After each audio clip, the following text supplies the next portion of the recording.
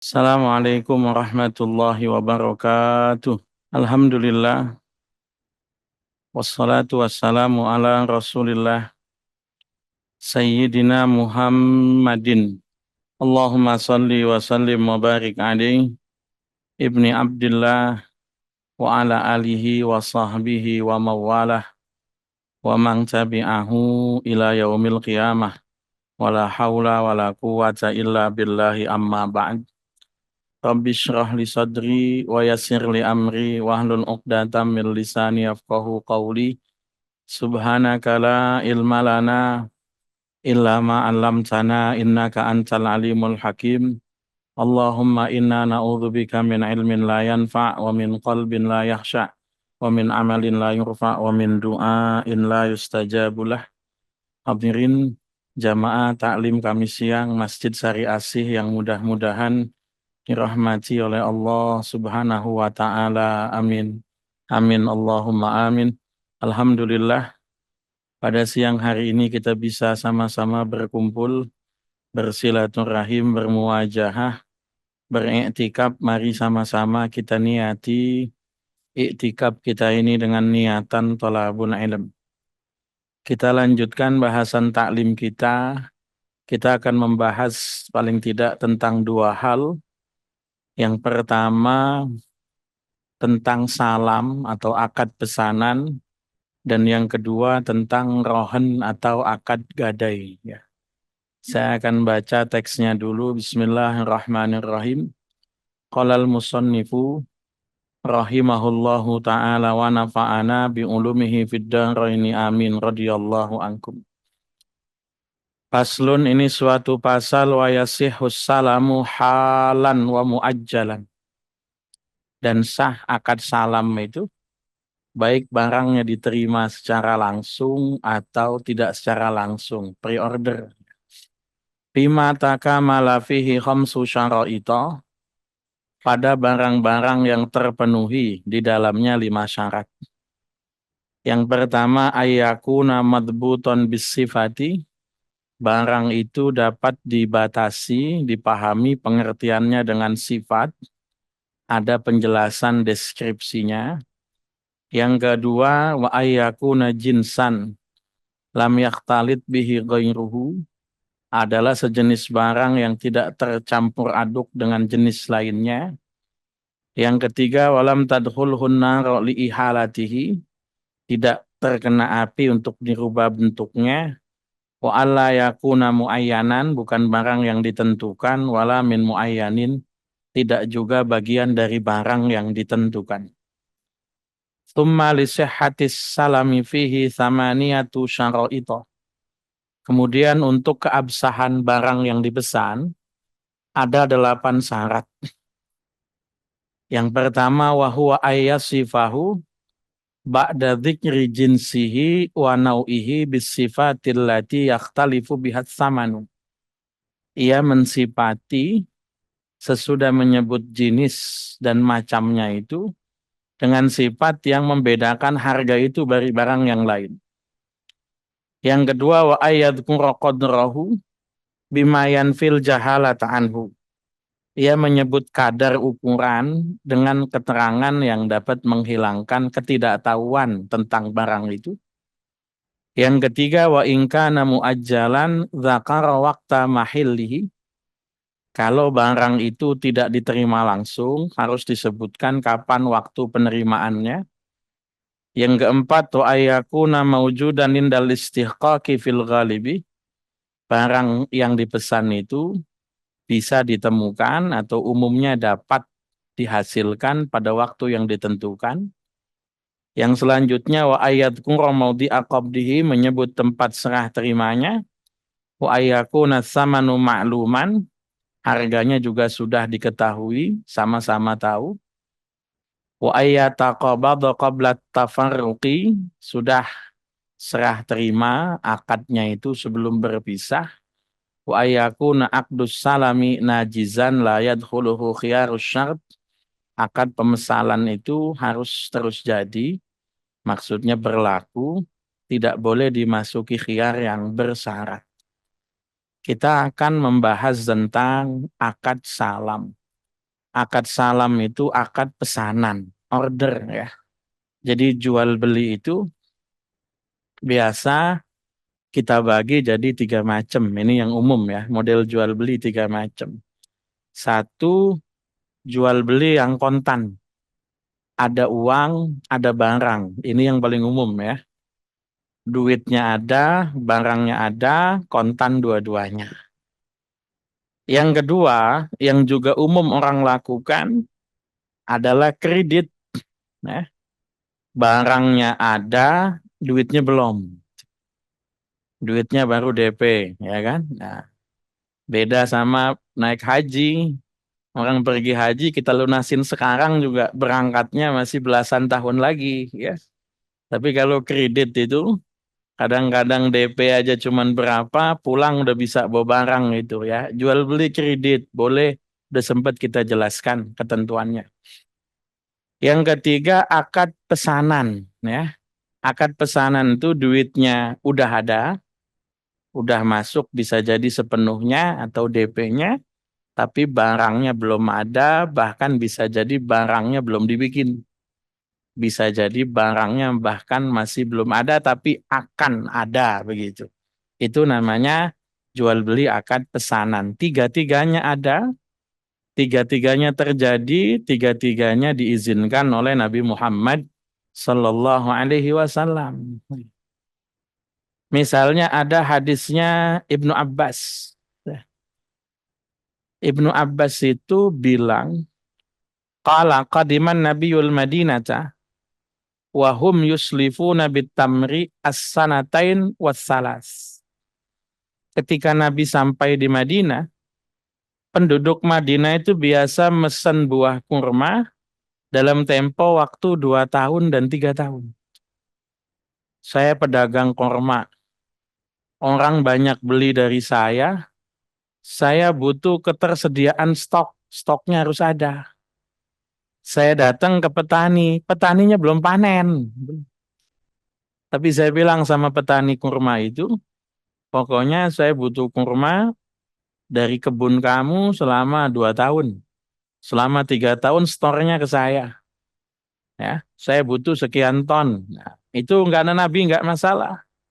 Nabi bersabda, man aslafa fi syai'in fa fi kailim ma'lumin wa waznin ma'lumin ila ajalim ma'lumin muttafaqun alaih. Barang siapa yang memesan suatu barang, barangnya belum ada tuh. Kalau dia pesan, maka hendaknya ia pesan dalam jumlah takaran yang ditentukan. Tahu berapa liter, berapa karung, ya. Wawaznin maklumin, dalam timbangan yang diketahui. Berapa kilo, berapa kintal, berapa ton. Ila ajalim maklumin, sampai pada tempo, masa, waktu yang diketahui pula. 6 bulan lagi harus ada. Setahun lagi harus sudah ada. 2 tahun lagi pokoknya ada. Nah, itu jelas. Ukurannya jelas, masanya jelas. Paling tidak itu. Ya. Nah, salam itu artinya apa sih? Salam itu artinya mesen. Mesen itu nyerahin duit di depan. Itu mesen namanya. Kalau duitnya nggak ada mah, ya namanya ngomong doang itu. Belum mesen itu. Pakaian ada, teh ada. Kapan datangnya? Oh, ini lagi mesen ini. Ya udah dah, tolong simpen buat saya satu. Ngomong begitu doang, simpen buat saya satu. Ini belum pasti tuh ntar. Barangnya datang dibeli apa enggak sama dia itu? Ngasih duit kagak, apa kagak, begitu. Beda kalau dia ngasih duit. Berapa harganya teh? 250 ya, tolong di keep. Nah ini bener nih, mesen yang bener ya kan. Tapi kalau pesen satu ya, simpen dulu satu. Simpen ntar disimpen sampai 2 bulan. Belinya kagak gitu kan. Maka salam itu yang disebut dengan pesan itu karena mesen barang, menyerahkan uang di depan, ada penyerahan uang di muka. Itu yang kemudian disebut sebagai apa? Itu yang kemudian disebut sebagai akad salam. Ahli fikih itu menyebut salam itu kadang-kadang disebut al-mahawij. Mahawij itu apa? Jual beli yang dilakukan mendesak, barang belum ada tapi kita butuh. Ini sama-sama nguntungin. Pembeli butuh, dapat kepastian barangnya datang. Penjual butuh, duitnya dipakai modal dulu. Tuh, sama-sama butuh. Apa hukumnya? Boleh, nggak apa-apa, nggak ada masalah ya. Jadi salam itu transaksi atau akad jual beli di mana barang yang ditransaksikan belum ada ketika pemesanan dilakukan. Pembeli melakukan pembayaran di muka, penyerahan barang baru dilakukan di kemudian hari. Ini namanya salam besen. Ibu-ibu saya yakin udah paham ya. Kira-kira kalau ada yang mau ditanyakan silakan.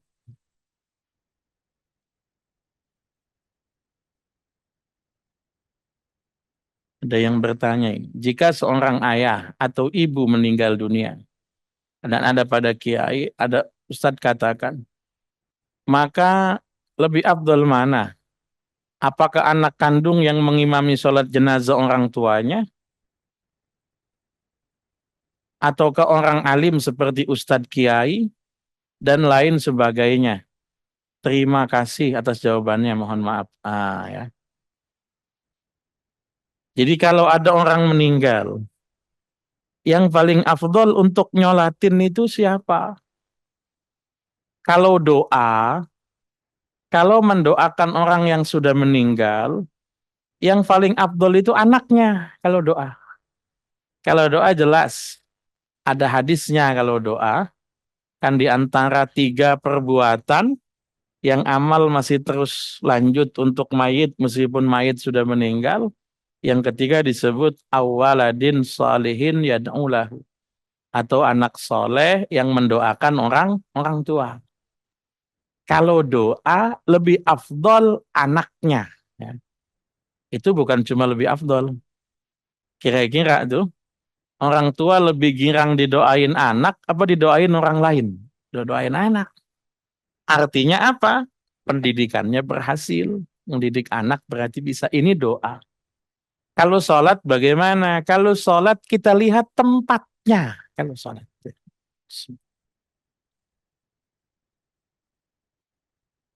Kalau sholat kita lihat tempatnya. Kalau sholatnya di masjid, apalagi dilakukan sesudah sholat berjamaah, maka yang paling afdol ngimami adalah imam rawatibnya. Misalnya sholat asar di Sari Asih, imamnya misalnya Ustadz Putra misalnya.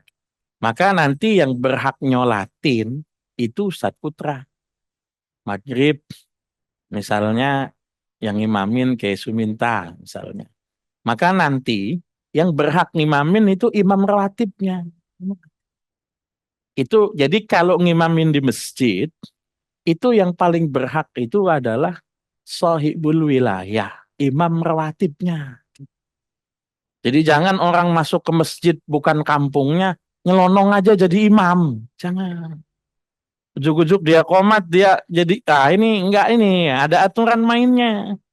Masjid itu, kalau di zaman dulu masjid itu enggak punya imam. Imamnya imam hasil dorongan, yang banyak begitu. Didorong ya berarti dia jadi imam begitu kan ya lu zaman dulu. Tapi kalau di masjid sekarang rata-rata manajemennya udah bagus, ada imam rawatibnya. Maka yang paling afdol ngimamin sholat jenazah kalau dilakukan di masjid atau di musola, maka yang ngimami adalah imam rawatibnya. Nah, bagaimana kalau misalnya nanti bukan pada saat sholat, ngimamin jam 9, misalnya sholat jenazah, tapi dilakukannya di mana? Dilakukannya di masjid. Kalau dilakukannya di masjid ya tadi, ya di masa Rasul, sholat jenazah itu yang ngimamin ya Rasul, bukan anaknya mayit, bukan anaknya mayit ya. Tapi kalau misalnya sholat jenazah bukan dilakukan di masjid, dilakukan di musola. Atau misalnya justru dianya yang punya musola. Dianya yang punya majelis taklim, misalnya begitu. Ya.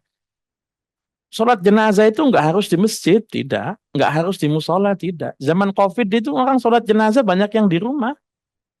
Lah kalau sholat jenazahnya di rumah lah, yang punya tuan rumahnya itu siapa? Maka ada istilah anak yang ngimamin itu ketika dilakukan di apa namanya bukan di masjid atau di musola misalnya ya. Tapi kalau doa, doa itu yang paling afdol anaknya. Saya kalau dimintain tolong baca tahlil, saya baca tahlil bla bla bla. Ustaz mohon doa. Anaknya ada nggak? Ada. Bisa baca doa? Bisa. Anaknya baca doa. Kita yang aminin. Kalau mimpin tahlil nggak apa-apa, mimpin yasin nggak apa-apa. Tapi kalau doa itu memang yang afdol itu ya anaknya begitu ya. Mudah-mudahan bisa dipahami. Ya silakan Bu. Waalaikumsalam warahmatullahi wabarakatuh.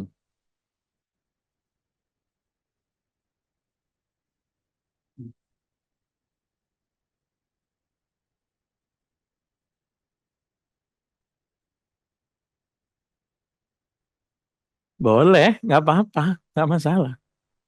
Barang apapun mau dikredit itu, yang penting kesepakatan bersama.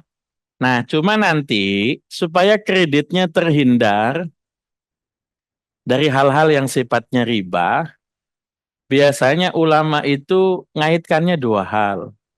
Satu, ketika gagal bayar. Dua, ketika nambah masa, kemudian harganya naik. Ternyata dalam setahun belum lunas nih. Ya udah kalau gini gue naikin sekian. Nah ini nih ya, yang tidak sesuai dengan kesepakatan awal, ini yang masalah. Tapi kalau cuma, nih saya belum punya duit ini, gimana kalau dikredit? Nggak apa-apa. Ibu-ibu udah biasa kredit dari zaman dulu, masih zaman panci, teko, begitu, penggorengan, ya kan? Ya nggak apa-apa, mau beras, mau apa, silakan, nggak masalah ya.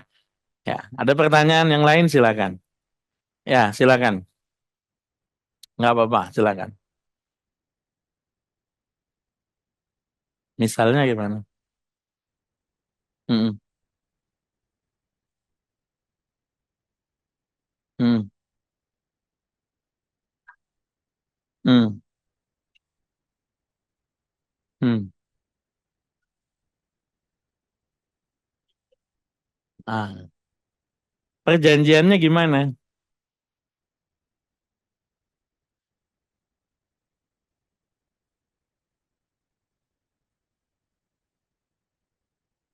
Oh gitu, oke baik ya.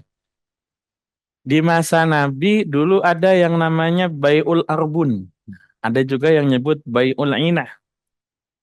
Jual beli pakai DP, kalau nggak jadi bagaimana? Dianggap hilang atau tidak? Gitu. Ya. Ini ada dua pendapat dalam fikih. Yang pertama menyatakan kalau misalnya DP-nya itu sedikit dan di masa DP itu ada beberapa kali penawaran yang dia tolak karena dia jagain pesanan dari orang itu dan ternyata gagal, orang itu boleh ngambil dari DP-nya itu, tanda jadi ya. Yang kedua, kalau misalnya tanda jadi itu tidak berakibat apa-apa, kan begini Bu, Ibu punya kontrakan, sebulan berapa? Misalnya, sebulan 1.800.000 misalnya, ngasih tanda jadi berapa? Ngasih tanda jadi 100.000 misalnya begitu. Dalam tanda jadi 100.000 itu dikasih waktu atau tidak? Berapa lama waktunya? Oke, minimal. Artinya 1 minggu itu, dalam 1 minggu ternyata ada orang datang. Bu, ada kontrakan kosong nggak? Wah, nggak ada. Udah di apa? Di booking ini, ya udah di booking gitu ya. Ada lagi yang datang, Bu, ada nggak? Udah di booking ini. Ternyata ujuk-ujuk dapat seminggu, orangnya bilang nggak jadi Bu. Itu kalau nyesek ngenes apa enggak kira-kira? Wah, udah nyesek juga. Kalau begini gue balikin duit lu cepet gitu kan. Nah ya. Itu ada pendapat ulama yang mengatakan nggak apa-apa. Dalam mazhab Imam Ahmad bin Hambal itu bilang nggak apa-apa. 100.000 itu hitung-hitungannya takwid. Artinya apa? Potensi lossnya dia lebih gede. Tapi kalau dalam mazhab Syafi'i nggak boleh itu. Kalau dalam mazhab Syafi'i dikembalikan, boleh ngambil sekedar misalnya ini dianggap apa ya? Misalnya orang nyewa kontrakan seminggu itu berapa? Kalau misalnya nyewa kontrakan seminggu 100, ya nggak apa-apa. Anggap aja selama seminggu dia ngerental meskipun nggak ditempatin, begitu ya. Maka tadi saya katakan, kalau jumlahnya dikit nggak apa-apa, kalau jumlahnya banyak ya, misalnya sebulan 800, seminggu anggap aja 200. Dia ngasih cepet, masih kurang mestinya itu, mestinya 200. Karena kita ngitungnya, anggap saja dikontrakan selama seminggu meskipun tidak ditempati, begitu ya. Jadi nggak apa-apa, nggak dikembalikan. Kecuali kalau dia DP-nya 1 bulan berjalan. Nah, kalau itu mau nggak mau ya, ya dihitung saja. Yang kalau direntalin berapa, sisanya balikin gitu. Mudah-mudahan bisa dipahami. Ya. Ya.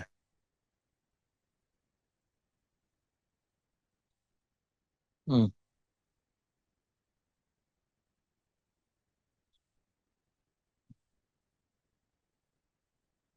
Hmm.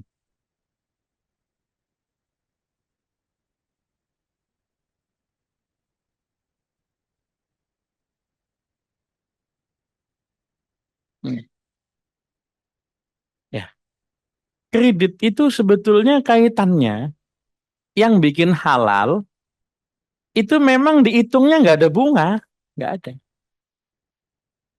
Ya, kalau dihitung bunga itu nanti malah jadi haram. Ya, jadi kayak kita ngitungnya memang bukan bunga, ya harganya segitu. Nah, ini berapa harganya? Harga 4.200.000. Tapi saya mau kredit selama 10 bulan, 5 juta. Itu kita nggak menghitung karena kamu 10 bulan 5 juta. Kalau setahun 5.200.000.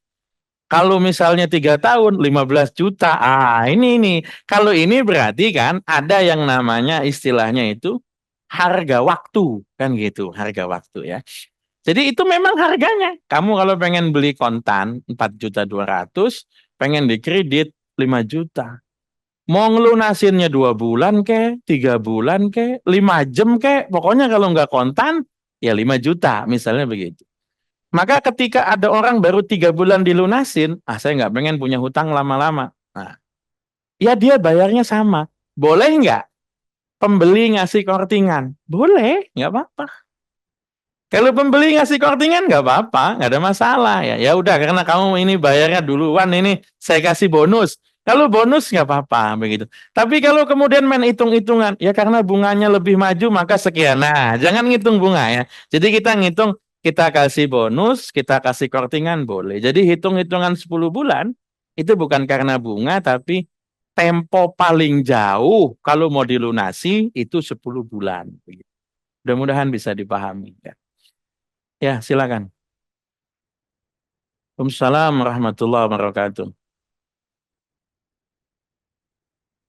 Ya,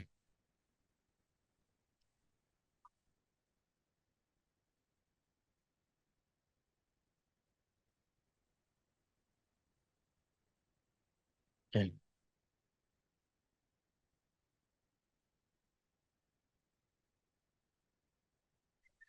Nggak bunyi mikrofonnya. Ya. Oke, baik.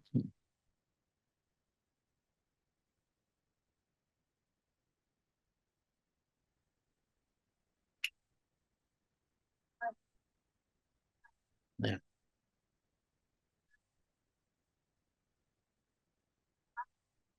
ya, ya. Terus, ah, Makasih. ya, baik. Misalkan si A itu minjem 5 juta. Nanti kita kan berharap dia akan mulangin juga 5 juta. Oke. Tapi dengan kebaikan hati dia mau mengembalikan misalkan 5.500.000. Tapi kita nolak. Terus dia juga jadi nggak enak hati mau minjem lagi takut nggak dikasih. Tapi kita mau nerima yang 500-nya kita takut itu haram Pak Ustadz. Oke. Nah itu solusinya seperti apa Pak Ustadz? Makasih. Assalamualaikum. Salam warahmatullahi wabarakatuh. Bayar uang lebih, hutangnya lebih ya. Nggak apa-apa, Bu. Kalau Ibu nggak mau kasih saya. Gitu. Oh itu kita boleh menerimanya Pak Ustadz? Boleh. Yang Oh, tidak boleh itu, yang tidak boleh itu mensyaratkan. iya, Tidak boleh. iya. Kalau tidak disyaratkan tidak apa-apa. Oke, kita ulangi lagi. Ada saudara, ada keluarga pengen hutang sama kita 5 juta. Bu utang 5 juta, kita kasih 5 juta. Begitu balikinnya 5.500.000. Padahal kita nggak minta.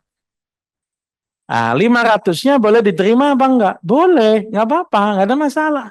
Itu hitungannya pembayaran hutang 5 juta, 500.000 hadiah. Kan gitu, nggak apa-apa.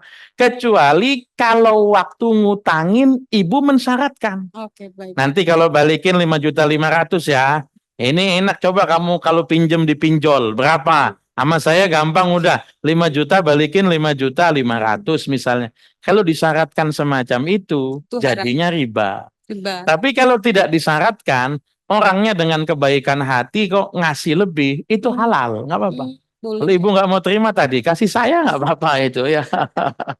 Saya takut nerimanya Pak Ustadz, karena Ya, kan nggak apa-apa. kalau begitu berarti kita berharap, padahal kita tidak berharap, kita lillahi ta'ala meminjamkan. Iya. Tapi nyatanya dia, loh kok transfernya lebih, kan minjemnya 5 juta, kok dikasih 5. Ya nggak apa-apa Bu, itu fee misalkan. Ya. Itu nggak apa-apa ya Pak Ustadz ya? Nggak apa-apa. Kalau tidak disyaratkan nggak Iya, apa-apa. tidak disyaratkan. Karena Kalau disyaratkan nggak boleh. baik, Ya, baik. Makasih Pak Ustadz. ya Assalamualaikum. sama-sama. Ya. Ya, ada pertanyaan yang lain? Ya, silakan. Ya.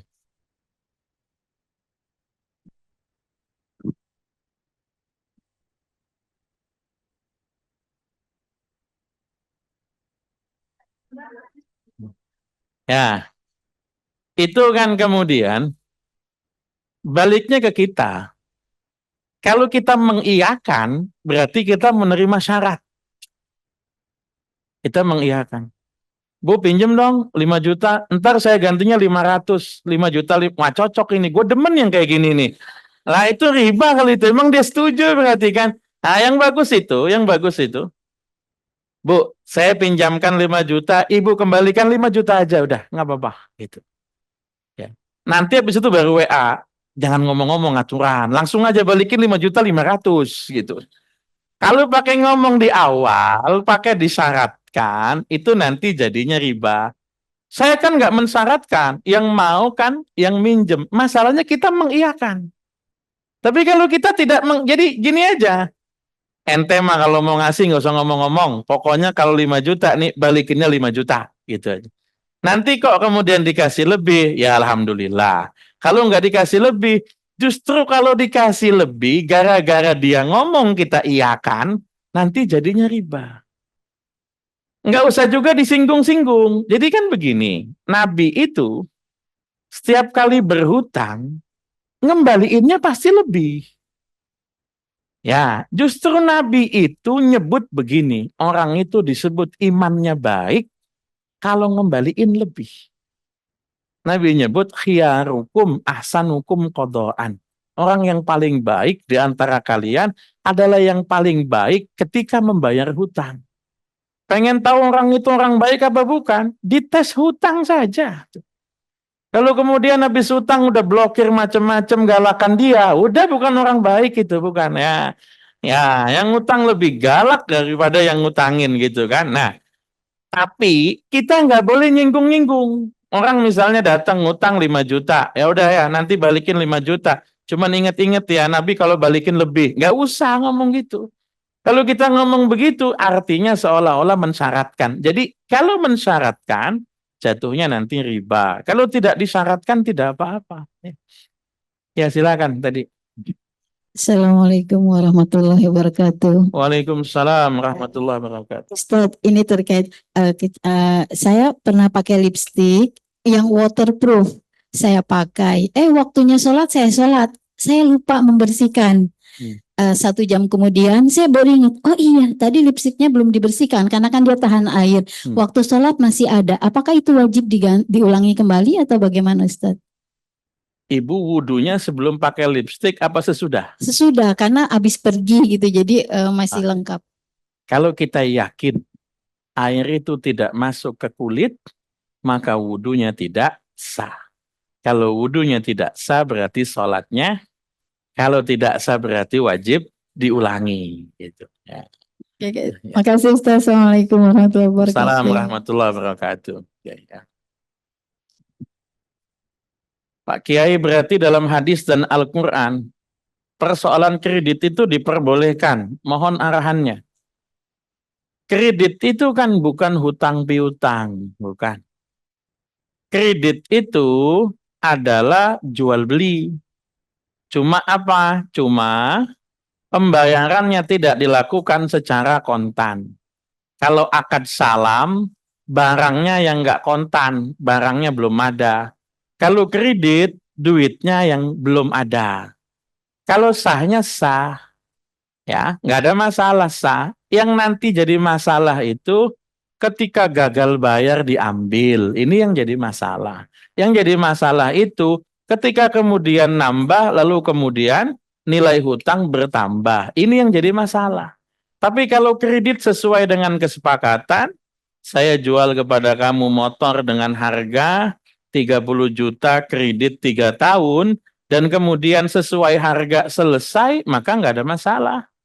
Tapi kalau ketika gagal bayar, itu baru timbul masalah, atau ketika perpanjangan tenor, kemudian nambah biaya, ini baru masalah. Tapi kalau tidak ada masalah, berarti syar'i, sesuai dengan apa? Sesuai dengan petunjuk yang ada dalam fikih itu. Mudah-mudahan bisa dipahami. Oke, saya lanjut. Ya. Akad salam itu sering kita pakai. Apalagi ibu-ibu yang sering belanja online. Ya. Lihat muka-mukanya sering belanja online ini. Ya. Apalagi itu ya, banyak diskon-diskon, bonus-bonus itu ya. 99, 10, 10, 11, 11, Harbolnas. Nah, itu ya. Mau Tokopedia, mau Shopee, Lazada, Zalora, Wa'ala Ali, Wasobi Ajmain ya. Hal-hal yang semacam itu ya. Itu kadang-kadang kita temukan ada yang barangnya sudah ada yang barangnya belum ada, yang barangnya pre-order. Nah, kalau barangnya sudah ada, biasanya kita masukkan kategori akadnya khiyar itu. Khiyar syarat. Apakah barang yang datang sesuai dengan transaksi? Karena mohon maaf, kadang-kadang di layar HP kelihatan bajunya cakep, giliran datang lah kok beda gitu kan. Patokannya nanti bukan di foto, patokannya nanti di penjelasan. Penjelasannya gimana? Ukuran apa, bahan apa, warna apa, yang datang sesuai misal. Atau kadang-kadang ketika kita belanja, itu memang belum ada. Ya, yang dropship itu kadang-kadang nyebut jelas pre-order 10 hari, pre-order 15 hari, tapi tetap harus kita bayar. Saya belum lama itu pesen kere bambu, ya kere bambu. Karena depan rumah saya itu pesantren putri. Nah, saya suka nerima tamu di rumah. Lalu saya yang repot itu kadang tamu nunggu itu ya lihat-lihat santri putri gitu kan. Wah, kata saya nggak beres ini ya. Akhirnya saya pesen kere, jadi apa namanya dari pesantren nggak bisa lihat ruang halaman apa teras rumah saya juga nggak bisa lihat. Masalahnya ukurannya kan custom. Ada tukang kere kadang cuma ukuran 1 meter, 2 meter. Saya ukurannya kemarin 3 meter kali 2,75. Jadi pesen. Ya pesan itu pre-order. Itu akadnya akad salam ya. Akadnya akad salam, bahannya apa? Bahannya bambu hitam, motifnya apa? Motifnya apa namanya? Motif kayu begitu kan. Beratnya berapa, ininya berapa, bla bla bla, bayar.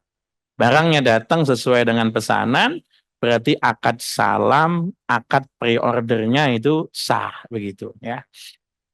Ya ini yang disebut sebagai PO ya. Sistem pembelian yang barangnya emang belum ada. Ya. Barang-barang PO itu kalau dalam media online, dalam apa namanya marketplace itu, bisa sampai seminggu, 2 minggu, 15 hari. Ini masuk salam. Kenapa penjualnya nggak bikin dulu barangnya? Lah belum tentu ada yang beli kalau dia bikin. Jadi dia tawarkan gambarnya, dia tawarkan penjelasannya, kita cocok, kemudian kita PO, kita kemudian bayar, duit bayar dari kita itu yang dipakai dia buat produksi, pakai buat beli bahan, buat beli apa, segala macam. Nah, manfaatnya di mana? Manfaat bagi pembeli, jaminan memperoleh barang sesuai dengan pesanan. Karena kalau dicari di toko belum tentu dapat, dia bisa dapat misalnya custom sesuai dengan ukuran dia, sesuai dengan kepengenan dia. Bagi pembeli, manfaatnya di situ. Bagi penjual, manfaatnya sudah dapat dana buat melakukan aktivitas produksi. Jadi paling tidak barang belum ada, kita udah DP atau kita udah bayar, itu nanti pengrajinnya bisa beli bahan, bisa beli apa ya. Ibarat kata dia apa namanya? DP-in dulu begitu ya. Karakteristiknya jual beli salam itu adalah harga tunai, barang tidak tunai. Duitnya udah ada, barangnya belum ada, kan gitu ya. Jadi harganya tunai, barangnya tidak tunai ya. Nah, konsumen misalnya mesen barang pada dropship sesuai kriteria transfer tunai, dengan uang tersebut dropshipnya beli barang sesuai pesanan, barang dikirim kepada konsumen. Nah, syarat-syaratnya pertama pembayaran. Alat bayarnya harus jelas. Jangan terima pesanan kalau nggak ada DP. Nanti kalau nggak jadi gimana itu? Datang ke tukang kue, bikinin saya kue ya. Saya mau ada acara ulang tahun. Apa aja? Lemper 100, risol 100. Misalnya, kue pie 100 udah. DP-nya mana? Tenang aja, kayak nggak kenal sama gua gitu kan. Dibikin tuh 100, 100, 100. Orangnya kagak dateng gitu kan. Nah, jangan terima pesanan ya. Harus sama-sama jelas. Nggak ada istilah saudara, nggak ada itu ya. Harus jelas ya. Lah, pembayaran harus jelas juga, barangnya yang dipesan juga harus jelas cirinya. Ya. Spesifikasinya, waktunya kapan, tempat penyerahannya bagaimana, ya harus jelas. Saya bayar segini, pokoknya nerima diantar. Oh, saya terima segini, ambil sendiri. Kalau misalnya mau diantar, kena biaya antar. Nah, harus jelas dari awal tuh. Jangan dari awal kita nganggapnya plus ongkir, ternyata belum ongkir. Jadi harus jelas dari awal. Kalau diskon, diskonnya berapa? Spesifiknya sebutin. Saya pesan lemper. Itu kalau kita pengen punya kemauan tertentu sebut. Lempernya yang ayam, lempernya yang abon, lempernya yang kelapa manis. Sebutin. Jangan sampai ntar pengennya apa, datangnya apa. Jelas dari awal gitu kan. Harus detail dari awal. Ya ibarat kata misalnya kita mesen apa. Kalau mesennya pedes ya sebutin pedes. Ya. Jangan mesen nggak pedes, minta pedes. Komplain. Loh, orang mintanya nggak pedes kok. Jadi harus dari awal itu jelas. Apalagi hal-hal yang misalnya itu kemudian bikin harga beda. Itu kan. Misalnya, oh saya mau bikin ada muludan di masjid nih. Saya pengen mesen apa namanya, pengen mesen nasi misalnya. Harus jelas itu. Harganya sekian, nanti dapatnya ini. Bentuknya aja harus jelas. Jangan sampai apa namanya, ibu pengennya box, yang datang nasi bungkus misalnya. Ibu pengennya besek, yang datang box. Harus jelas dari awal ya. Supaya apa? Menghindari perselisihan. Karena kan bisa beda. Kalau pakai box berapa, kalau dibungkus doang berapa, misalnya kan pasti beda. Sama-sama ayam, harus jelas ayamnya ayam apa. Ya. Ntar orang ngomongnya pengennya ayam kampung, harganya ayam negeri, harus jelas dari awal gitu kan. Ya sebutin nih kalau ayam kampung berapa, nih kalau ini berapa, jelas ya dari awal ya. Oke. Kemudian lagi jumlahnya, jumlah barang harus tepat sesuai dengan permintaan. Jangan sampai sudah hari H baru ngomong, jangan. Ya. Misalnya saya mesen 200 box ya. Kapan? Besok hari Jumat. Jam berapa? Ya maksimal sebelum orang Jumatan lah. buat sedekah Jumat ini misalnya. Ya. Ternyata jam 12 baru ngebel. Ini kira-kira baru matang jam 4 ini. Lah, jam 4 mau dibagiin siapa? Yang Jumatan udah pada pulang gitu kan. Harus jelas ya. Ini jadinya baru 40 doang. Nah, artinya kalau tidak ada kesanggupan, salam itu tidak harus dari orangnya sendiri. Tidak. Ibu nerima pesanan, kalau ibu kemudian tidak mampu menyediakan jumlah yang sama, ibu bisa nyerahkan pesanan itu kepada yang lain dengan nilai yang sama, harga yang sama. Ini mohon maaf ini, kalau saya sendiri nggak bisa. Tapi kalau saya serahkan lagi, misalnya saya ambil 100, tetangga saya ambil 100, insya Allah kualitas masakan sama, menu sama, harga sama. Ya nggak apa-apa, silakan. Jadi jangan dianggap salam harus kita kerjakan sendiri. Ya. Soalnya kalau pemesan itu yang penting barangnya sesuai dengan pesanan, jumlahnya ada. Mau yang ngerjainnya ibu, ya mau ngerjainnya misalnya orang lain, silakan. Tapi dengan kualitas yang sama. Penjual dapat menyerahkan barang lebih cepat. Nggak masalah, asal disepakati. Ada beberapa hal yang orang nggak mau nerima lebih cepat. Ada. Saya mesen sapi. Misalnya udah kasih DP, saya lunasi. Saya bilang anternya hari Arafah. Dianterin sama dia tanggal 2 bulan haji. Ya saya nggak mau nerima lah. Siapa yang mau ngarit rumputnya? Siapa? Apalagi sapi di tengah kampung banyak anak kecil. Stres itu sapi. Ya sesuai dengan waktunya. Kalau minta diantar tanggal 9 ya tanggal 9. Ada barang yang kalau datang lebih cepat kita lebih seneng. Ada. Tapi ada barang yang belum tentu juga kita seneng kalau datang lebih cepat. Ibu mesen nasi buat sedekah Jumat, datangnya malam Jumat. Ya puyeng juga lah. Oh, buat besok nih, besok ya basi gitu kan. Jadi ada barang yang ketika datang lebih cepat kita bisa nerima. Tapi juga ada barang yang datang lebih cepat kita nggak bisa nerima. Penjual boleh melakukan subkontrak kepada pihak lain. Nah, sama tadi itu yang saya bilang. Kalau ibu tidak mampu diain sendiri, boleh kemudian bersama-sama dengan orang dengan syarat memang tadi kualitasnya sama, harganya juga kemudian sama ya. Nanti ada yang namanya istisna. Istisna itu mirip dengan salam, sama ya. Cuman biasanya kalau salam itu sifatnya jual beli, kalau istisna itu sifatnya produksi. Saya kasih contoh ya. Misalnya akad salam ya. Saya datang ke tukang buah. Bang, udah musim mangga belum? Belum, Ustaz. Musim mangga mentar awal bulan. Ya udah, saya mesen mangga ya. Berapa, Ustaz? 50 kilo awal bulan. Kira-kira mangga dibikin dulu apa kagak? Enggak lah, mangga ditungguin mateng kalau mangga. Kalau mangga ditungguin mateng, tidak ada proses produksinya, tidak ada. Yang ada proses ngumpulin, ngunduh mangga, panen mangga. Itu enggak ada proses produksinya, tidak ada. Penyediaan barang bisa dari kebun dia, bisa. Dia beli pada pihak ketiga, saya mah nggak mau tahu. Pokoknya kira-kira bulan depan ada 50 kilo misalnya mangga apa? Mangga Indramayu, mangga Harum Manis, mangga apa? Ada. Datang barang ya berarti akad salam sah. Itu namanya akad salam.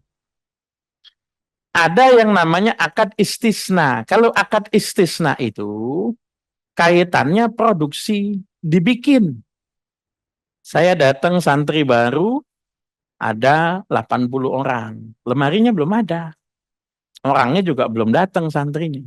Ada berkas pendaftaran, saya tanya. Santri baru ada berapa? Ada 80. Datang ke tukang pengrajin lemari. Bang, ada lemari apa enggak? Enggak ada, Ustaz. Butuhnya yang kayak gimana?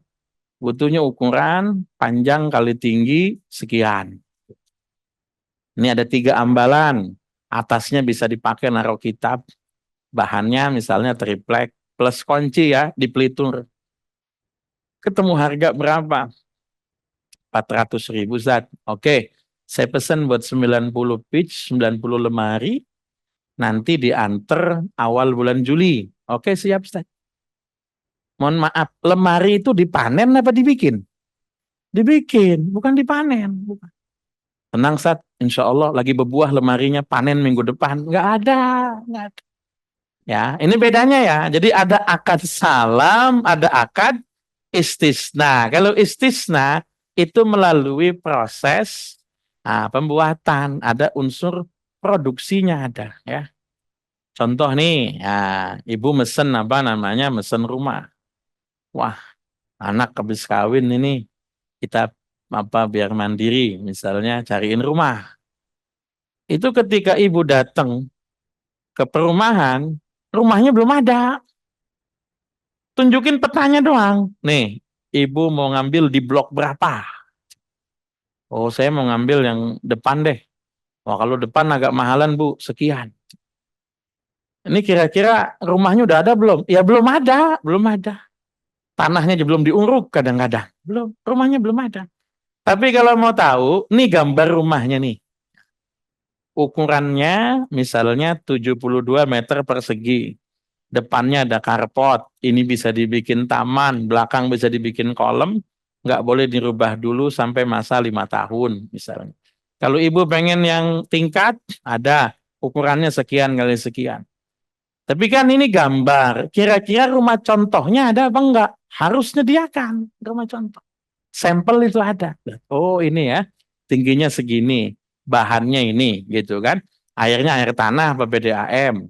Listriknya itu ukuran berapa? Itu token apa abonemen? Jalur telepon yang masuk gimana? Apa udah ada pemasangan pipa gas ke sini apa belum? Gitu kan? Jelas. Nah kira-kira mohon maaf, rumah itu dipanen apa dibikin? Berarti akadnya apa? Istisna, bukan salam ya. Karena melalui proses produksi. Nah, begitu ya. Oke.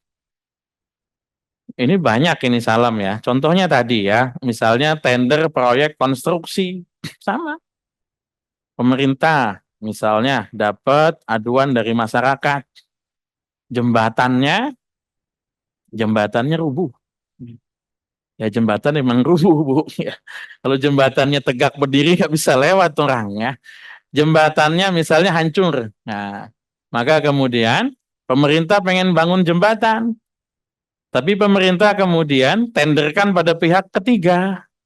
Dibikin proyek tender itu bla bla bla, ada yang menang lelang. Maka yang menang lelang itu konstruktornya itu, kontraktornya itu kemudian dia bilang, ini pengadaan jembatan, dana misalnya 350 juta, akan apa namanya memakan masa sekian hari, lalu kemudian bahan-bahannya ini, gambarnya begini, bla bla bla. Nanti kemudian apa namanya pemerintah ngucurkan dana dalam berapa termin, jembatan jadi, yaitu akad-akad istisna disebutnya ya. Mudah-mudahan bisa dipahami tentang salam dan istisna. Kalau ada yang mau ditanyakan silakan.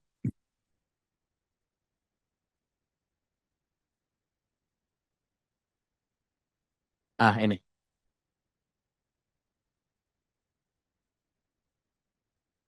Ibu nanti bisa minta filenya. Ada filenya ya biasanya. Di share nggak di grup? Ada PDF-nya ya. Nanti ibu masuk grup saja, nanti bisa itu. Ada ya. Ini bisa banyak sekali ya, akad salam ataupun istisna itu banyak. Biasa kita pakai dalam kehidupan sehari-hari. Biasa. Ibu mau hajatan,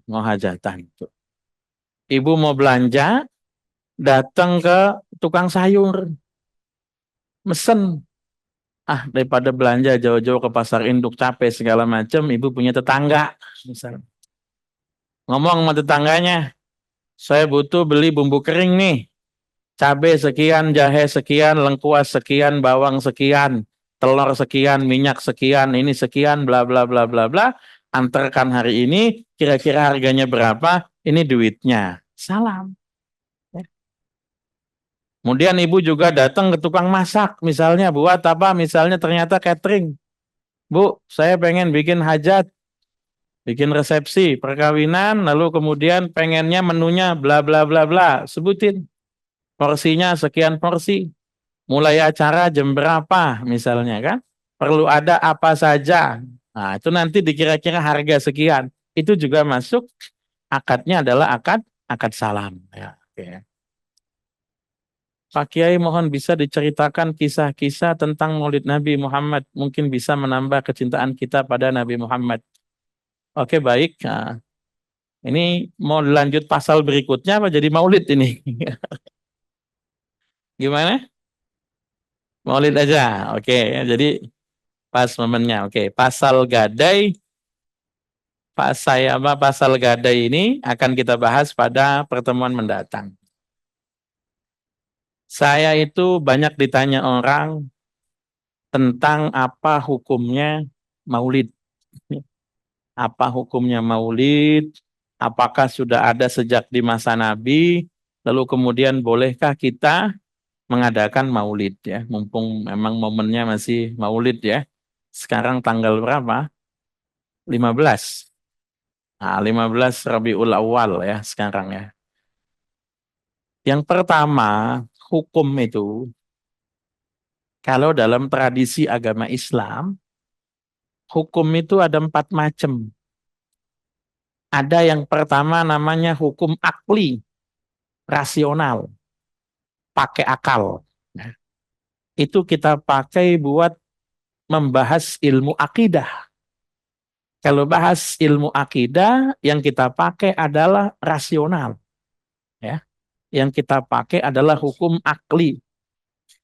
Ini mungkin, ini mustahil, ini wajib. Nah, itu kaitannya adalah hukum akli. Kalau dalam bidang syariat, yang kita pakai itu hukum syariat, bukan hukum akli. Bukan. Ini wajib, ini sunnah, ini mubah, ini makruh, ini haram. Ya. Nanti ada yang namanya hukum adi, berdasarkan kebiasaan. Tidak ada dalil Qur'annya, tidak ada dalil hadisnya, kebiasaan. Misalnya, contoh, ibu-ibu kalau lagi bikin pesta, biasanya yang dipasang apa di depan? Janur kuning, ya kan? Kalau ada yang meninggal, yang dipasang apa? Misalnya ibu pesta dipasangin bendera kuning, gimana rasanya? Atau ada orang yang meninggal dipasangin janur kuning, gimana rasanya? Padahal nggak ada dalilnya dari Quran, tidak ada. Tapi kan itu menjadi kebiasaan. Kebiasaan itu kemudian menimbulkan efek hukum juga, sama. Ya, ada yang disebut hukum kebiasaan, ada hukum kesepakatan. Ada hukum kesepakatan itu misalnya lampu merah, ibu terobos kena tilang. Itu Qur'annya nggak ada, sunnahnya juga tidak ada. Itu kesepakatan. Kesepakatannya siapa? Kesepakatannya pembuat undang-undang. Kesepakatan itu bisa beda. Misalnya contoh, warna merah dalam bendera merah putih melambangkan apa? Ngambil beraninya dari siapa itu? Ya yang bikin aja ya, ini berani kita sepakat, oke ya. Kalau lampu merah, warna merah artinya apa? Berhenti, jangan dibalik. Lampu merah, oh berani ini, gas terus. Nah, hukumnya beda ya. Jadi dari awal harus kita sepakati dulu pendekatan yang mana. Oke. Kalau hukum syariat itu cuma 5. Hukum syariat yang 5 itu 1 wajib, 2 sunnah, 3 mubah, 4 makruh, 5 haram. Wajib itu apa? Wajib itu ada perintahnya, perintahnya tegas. Wajib tuh. Ada perintahnya, perintahnya tegas. Wajib. Misalnya sholat zuhur, sholat 5 waktu, puasa Ramadan, zakat, wajib, perintahnya tegas. Ya. Orang nggak sholat menghancurkan agama, ada ancamannya itu. Sunnah, sunnah itu ada perintahnya, tapi perintahnya tidak tegas. Perintahnya ada tapi nggak tegas. Misalnya perintah makan pakai tangan, ibu-ibu makan ketoprak, sendok tangan kanan, kerupuk tangan. Oh, biasa tuh yang jawab tuh berarti. Kerupuk tangan kanan ya. Kalau kerupuk tangan kanan gimana makannya? Gantian, repot kan? Ibu-ibu minum obat, gelas minum tangan kanan, obat tangan. Dibalik, obat tangan kanan, tetap gelasnya tangan kiri, kan gitu.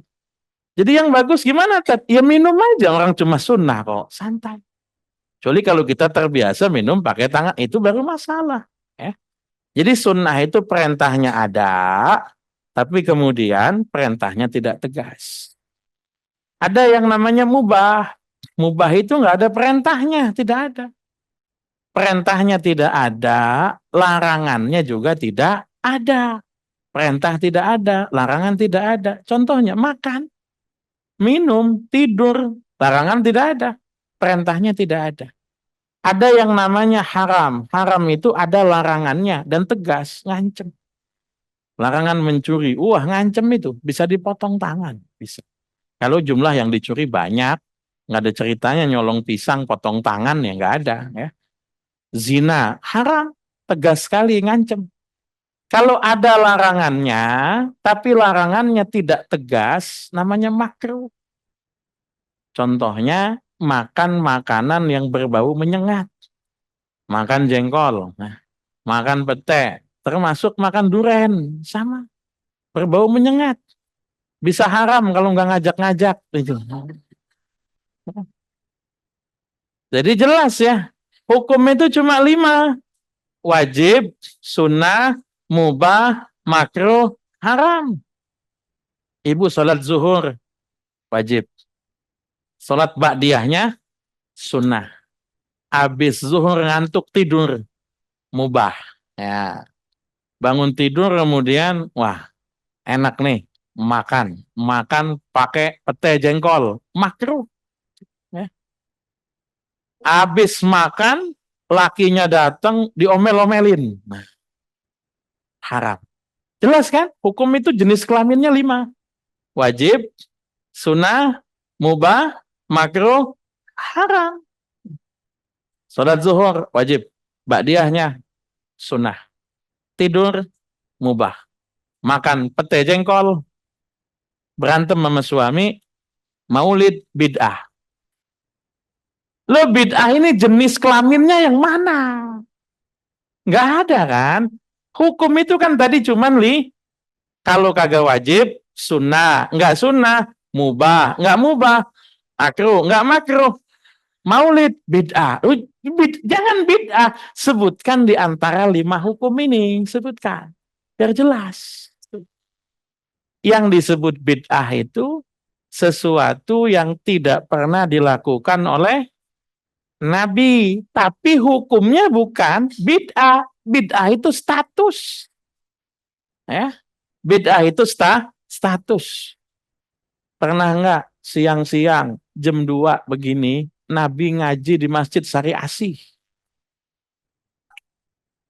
Kalau ditanya nih, Nabi habis zuhur ngapain? Tidur.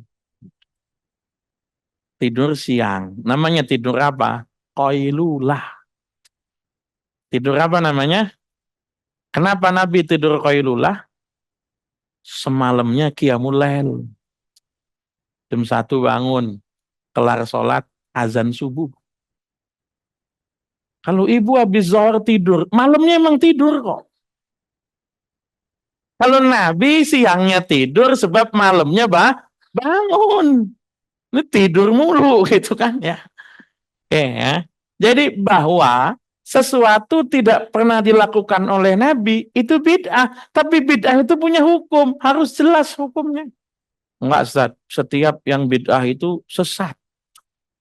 Kullu bid'atin dolalah wa kullu dolalatin finnar. Iya, bid'ah itu yang sesat masuk neraka, betul. Bid'ah yang sesat itu haram. Ada nggak bid'ah yang tidak sesat? Ada. Kalau dalam mazhab Syafi'i namanya apa? Namanya bid'ah hasanah. Oke, saya akan contohkan beberapa kasus dulu. Supaya nanti ibu masuk kemana larinya maulid itu. 1, kalau soal ibadah, ibadah itu harus ada perintahnya. Harus ada. Kalau nggak ada perintahnya, ibadah itu haram. Ibadah itu harus jelas perintahnya ada. Kalau nggak ada perintahnya, ibu lakukan, jadi haram itu ibadah. Contohnya sholat, pastikan sholat yang ibu lakukan memang ada perintahnya. Zuhur, ada perintahnya.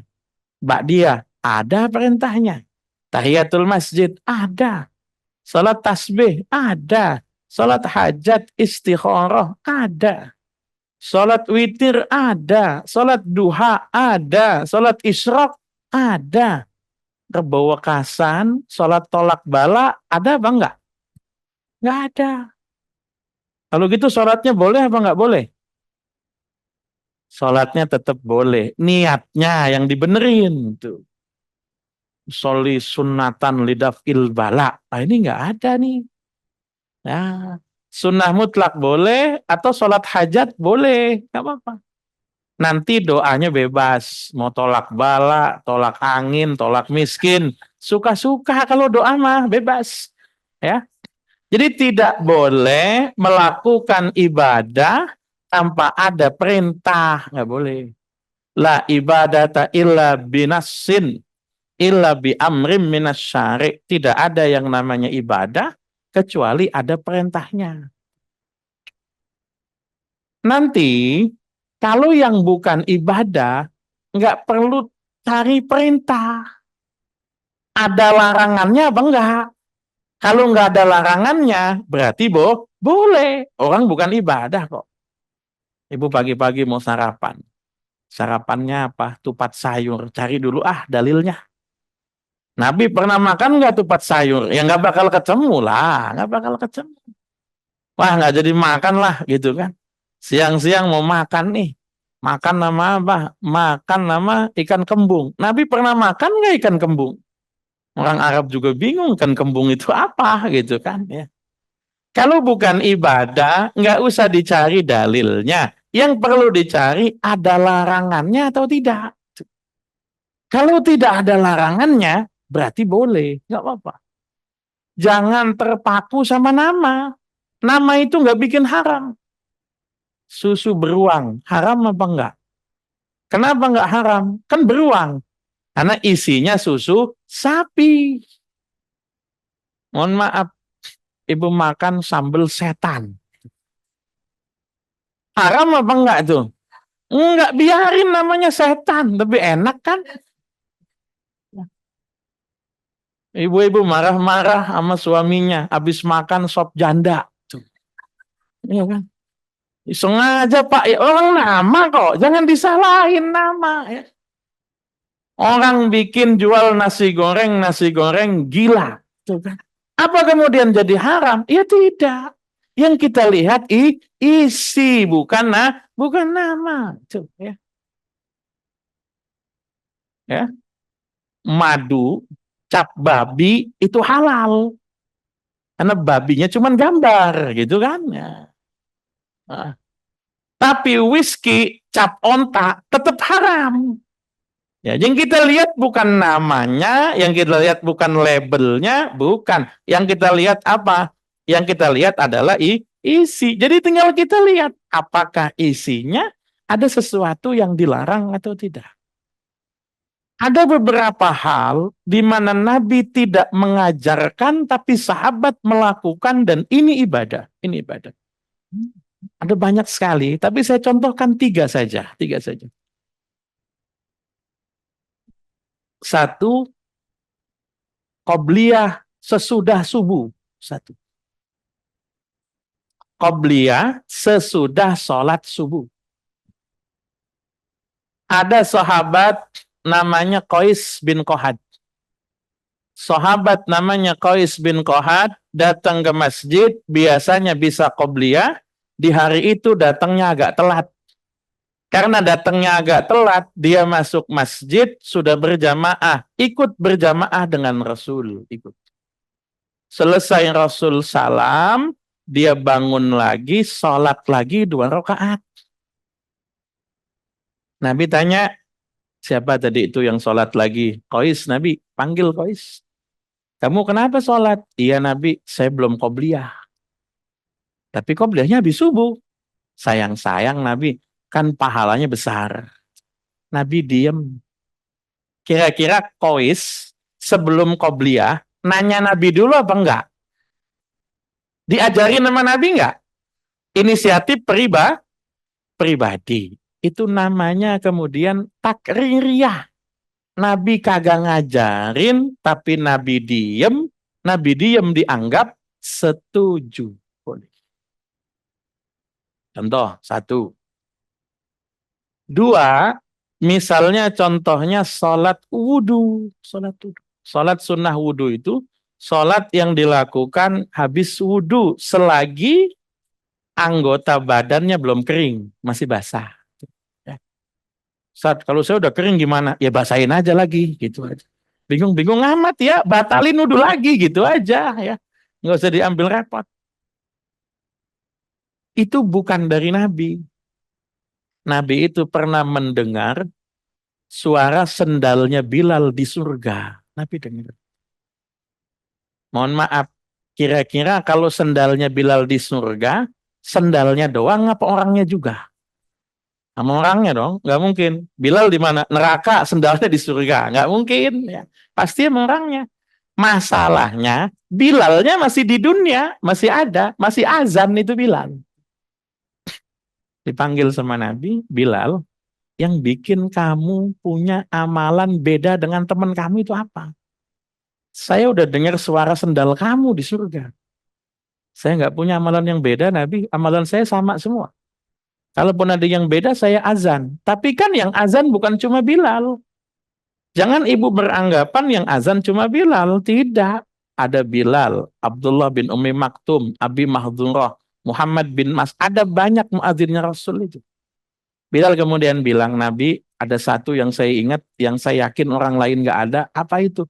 Saya kalau habis wudhu langsung sholat. Sholat sunnah wudhu. Nabi ngajarin apa enggak? Enggak. Bilal inisiatif pribadi. Kalau zaman sekarang disebutnya apa ini? Bid'ah. Yang ketiga, saya punya 50 contoh ini, tapi tiga aja ya, tiga aja. Ya. Yang ketiga, Bilal azan, itu Nabi yang ngajarkan. Bilal, nanti azan. Ya, Nabi. Gimana? Allah Akbar, Allah Akbar. Asyhadu an la ilaha illallah, asyhadu anna Muhammad hayyalas shalah, al falah. Allah Akbar, Allah la ilaha illallah. Bilal azan. Zuhur azan. Asar azan. Maghrib azan. Isya azan. Begitu subuh nambahin apa Bilal? As-salatu khairum. Itu nanya Nabi dulu apa enggak? Enggak, inisiatif Bilal itu. Ya. Cuma bedanya kalau di Arab sholatnya yang dipanjangin. Kalau di Indonesia tidurnya yang dipanjangin. Kalau di Arab itu as-salatu khairum minan naum, gitu doang. Kalau di kita kan enggak, naumnya yang dipanjangin. As-salatu khairum minan naum. Tuh. Saya punya teman orang Arab, nginep di rumah saya itu ketawa dia. Pantes orang sini jangan jamaah subuh katanya. Orang tidurnya yang dipanjangin katanya, bukan sholatnya. Itu Bilal itu nggak nanya sama Nabi. Tapi ketika Bilal as-sholatu khairum minan naum, gimana jawabannya? Sodakta. Kan gitu kan? Itu omongannya Nabi. Sodakta. Bener omongannya Bilal itu. Azan itu ibadah apa bukan? Ibadah. Azan itu ibadah. Lah kira-kira Bilal nanya sama Nabi. Kagak. Sendiri. Ya. Ada banyak ya. Tapi ibadah-ibadah yang terjadi di masa Nabi baru menjadi hukum kalau Nabi setuju. Nabi setuju, jadi hukum. Kalau Nabi nggak setuju, tidak jadi hukum. Maka yang menjadi dalil apa? Yang menjadi dalil adalah setujunya Nabi. Itu yang jadi dalil. Oke, sekarang kita akan lihat. Maulid itu menurut ibu ibadah apa bukan? Bukan. Memang ada perintahnya dari Nabi? Nggak ada. Maulid bukan ibadah. Yang ibadah itu apa kira-kira? Kalau orang muludan isinya apa? Itu ibadah, sholawat. Apalagi? Ibu meludang sholawatan doang, begitu aja udah. Baca Quran kan? Oke, kalau tahlil berarti ada baca Quran. Selain baca Quran ada apa lagi? Zikir. Ada apa lagi? Doa. Kan gitu kan? Ada apa lagi? Sedekah. Ada apa lagi? Ceramah berarti apa? Nuntut ilmu. Tuh. Kira-kira mohon maaf, sholawat ibadah bukan? Ibadah.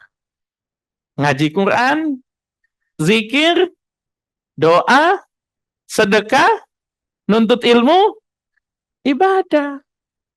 Ini kan lucu, kalau kemudian tiba-tiba isinya ibadah semua, namanya maulid dihukumi haram. Nggak boleh. Nabi nggak pernah bikin. Entah dulu.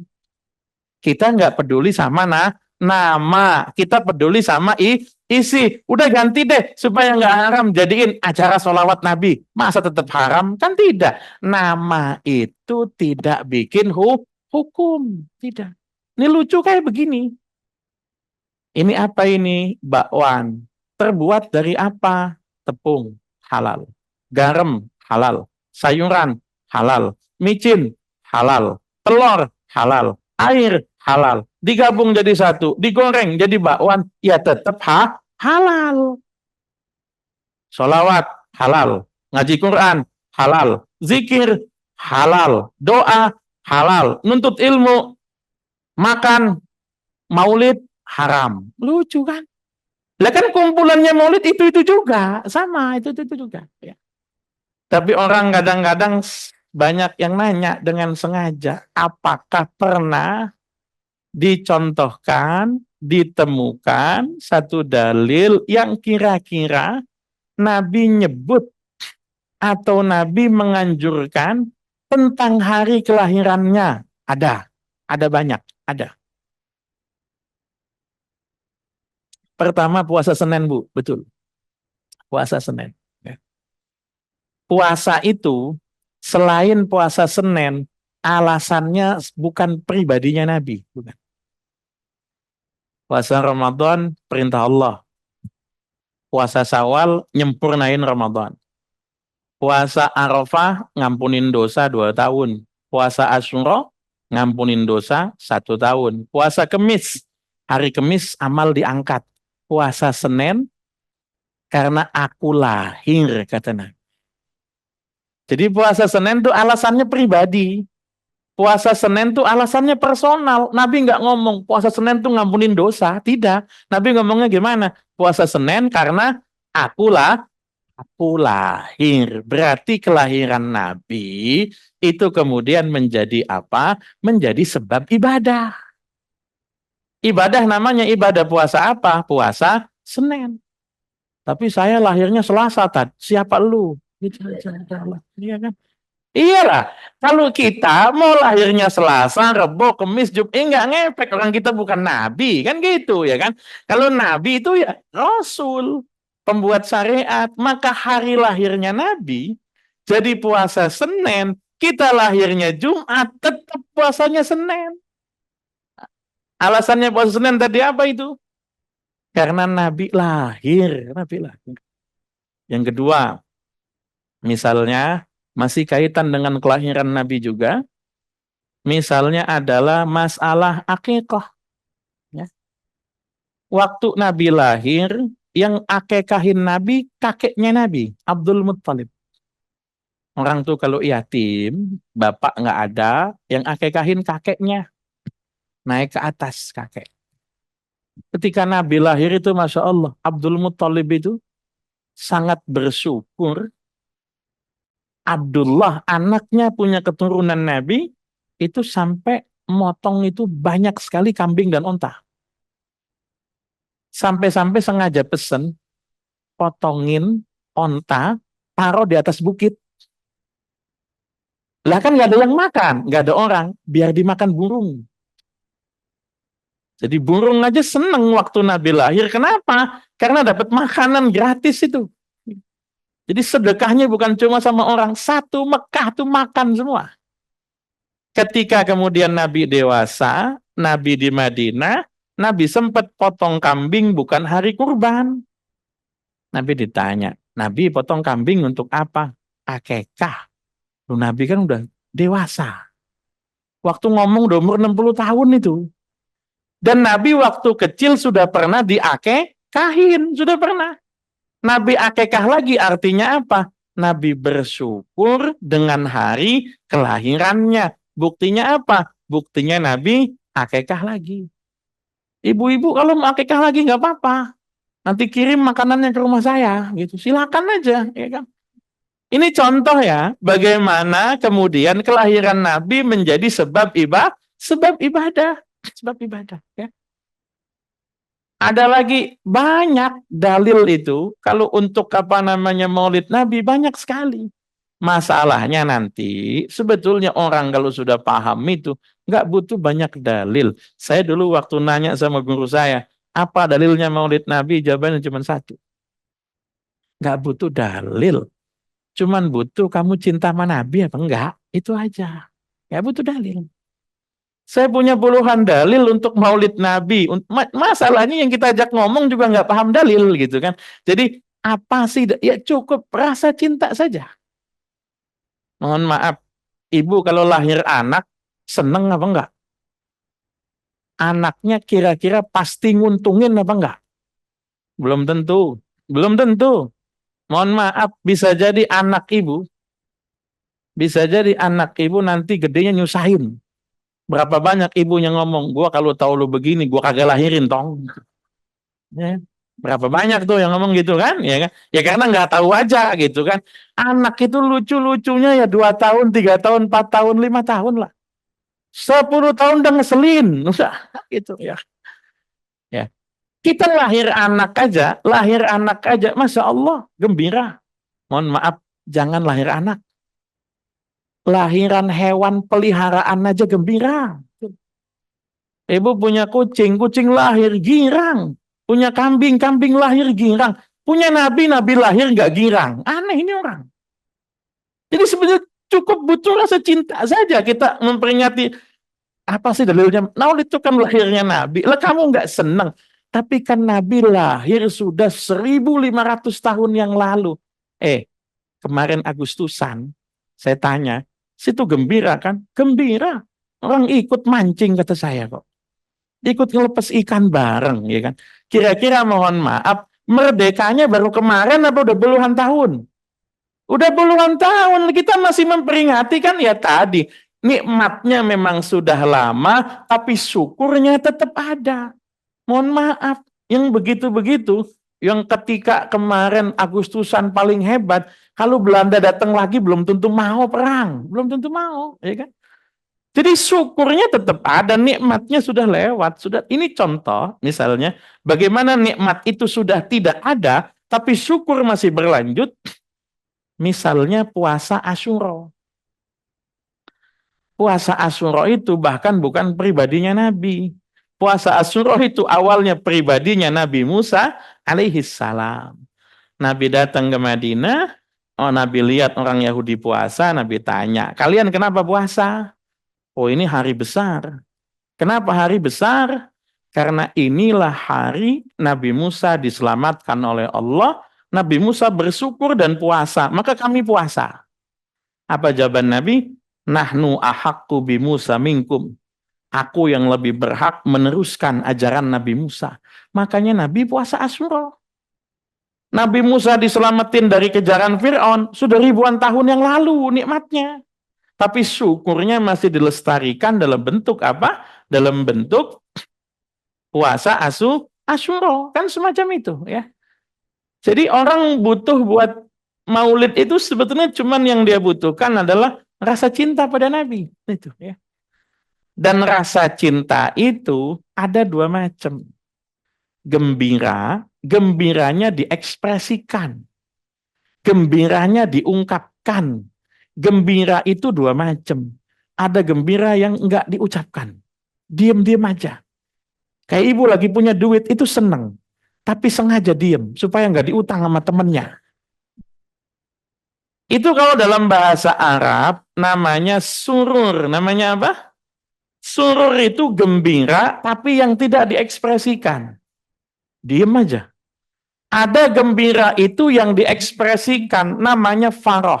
Faroh, namanya apa? Faroh itu gembira yang diekspresikan. Allah bilang dalam Al-Quran, Qul wa bifadlillahi, Qul bifadlillahi wa birahmatihi, fabidzalika falyafrahu. Katakanlah, hai Muhammad sallallahu alaihi wasallam, dengan anugerah Allah dengan rahmatnya maka kamu gembira, kata Allah gitu. Rahmat yang kita terima dari Allah itu kita gembira, kita gembiranya diekspresikan, namanya farah. Ibu kalau lebaran pakai baju baru apa enggak? Beli enggak? Beli. Kenapa? Perintah. Perintahnya di mana? Kita alhamdulillah masih ketemu Ramadan, masih ketemu hari raya, kita gembira, diekspresikan dalam bentuk beli baju baru. Rahmat terbesar di alam ini siapa? Nabi Muhammad. Allah yang bilang wa ma arsalnaka illa rahmatan lil alamin. Nabi itu rahmat bagi seluruh alam, rahmat yang paling gede Nabi. Maka kita gembira dengan lahirnya Nabi, wajar sekali. Nah, tadi saya bilang gembira kan dua macam, falyafrahu. Ibu pagi-pagi lagi pengen nyuci baju suami, nemu duit, gembira enggak? Ngomong-ngomong apa diem? Diem. Diam-diam. Itu namanya bukan faroh itu. Bukan. Itu namanya surur namanya ya. Tapi kalau ibu gembira, diekspresikan, sujud syukur segala macam, itu namanya faroh. Indonesia menang lawan mana? Timnas menang. Wah, pemainnya seneng. Kemudian sujud syukur. Itu faroh namanya. Perintahnya Allah, kalau dapat rahmat dan nikmat itu faroh. Fabidzalika falyafrahu. Makanya orang kemudian bikin acara maulid Nabi Muhammad sallallahu alaihi wasallam. Di masa Nabi nggak ada. Ya, silakan. Oh, monggo, silakan, mangga ya. Assalamualaikum warahmatullahi wabarakatuh. Ya. Di masa Nabi maulid belum ada. Ya. Di masa Nabi maulid belum ada. Ya. Di masa sahabat maulid belum ada. Di masa Imam Bukhari maulid belum ada. Di masa Imam Syafi'i maulid belum ada. Tapi kalau pertanyaannya, di masa Nabi sholawatan ada apa enggak? Ada. Di masa Nabi baca Quran ada apa enggak? Di masa Nabi zikir, doa, nuntut ilmu ada apa enggak? Di masa Nabi sedekah, makan-makan? Ada. Tapi dalam bentuk maulid, itu baru ada abad ke-8. Sekarang kan abad ke-15. Baru ada tuh abad ke-8, ada iparnya Sultan Salahuddin Al-Ayyubi. Iparnya namanya Raja Abul Muzaffar. Ada penguasa di wilayah Irak Selatan, nama daerahnya Irbil. Irbil ya. Waktu itu menghadapi serangan perang salib. Menghadapi serangan perang salib itu, kemudian musyawarah, membangkitkan semangat juang. Orang Islam ini gimana? Ya, karena perang salib itu kan lama, melelahkan. Orang udah putus semangat, putus asa. Berbagai macam cara dicoba. Baca Sahih Bukhari bareng-bareng. Baca Ihya Ulumuddin. Macam-macam cara dicoba. Akhirnya diputuskan gimana kalau kita masyarakatkan maulid Nabi supaya orang kenal sejarah Nabi, orang tahu biografi Nabi. Maka dibikinlah acara, dibacakanlah kisah Nabi di situ. Jadi intinya maulid, orang baca rawi, baca maulid, berjanjika, syaraful anam, diba, simtud durar, dau'ul lami, dan macam-macam kita maulid itu. Intinya sejarah Nabi, intinya biografi Nabi. Tapi saya nggak paham, saya pokoknya marhaban doang. Nih, ibu-ibu kan punya HP, punya HP-nya dipakai buat download kitab maulid. Cari yang ada terjemahnya, cari. Ya, apa? Alhamdulillahi Terjemah fatiris artinya. samawati Jadi ketika orang itu kemudian baca, ya Rabbi salli ala Muhammad, ya Rabbi, itu kita paham artinya tuh, gitu. Jangan kemudian, wah enak ini lagunya. Bukan lagunya, isinya apa, gitu. Isinya apa? Isinya misalnya nasab Nabi.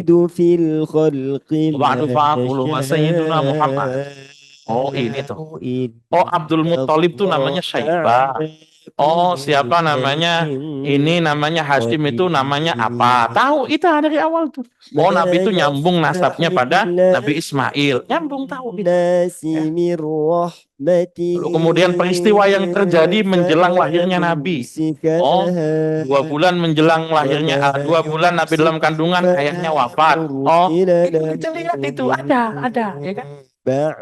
Bagaimana kalau kita nggak sempat baca? Bagaimana kalau kita nggak apa namanya nggak fokus baca pada saat maulid?